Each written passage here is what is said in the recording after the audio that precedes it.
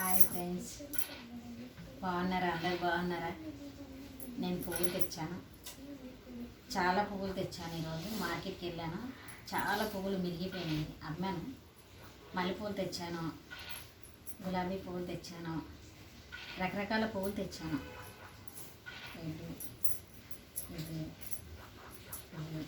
ఇవి 1200కి కేజీ ఉంటాయి. తీసుకొచ్చి 10 కేజీలు అమ్మాను. చాలా పూలు, మల్లెపూలు, చామంతి, గులాబీ అన్నీ మిగిలినాయి. అందరికీ పంచిపెట్టినా, మా ఫ్రెండ్స్ వాళ్ళకి, మా బస్సులో ఉన్న వాళ్ళకి అందరికీ పంచిపెట్టాను.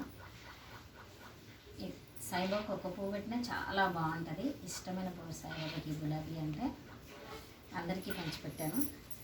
మనం ఏదో ఒకటి చేసుకోవాలి కదా. ఆదివారం, సోమవారం, శుక్రవారం అందరికీ పువ్వులు తెచ్చిస్తాను నేను.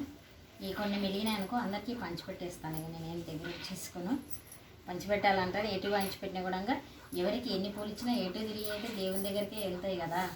నా పువ్వులని సంతోషపడతాను. నేను ఉట్టప్పుడు జాబ్ చేస్తాను, ఏదో చిన్న జాబ్ చేసుకోవాలి కదా.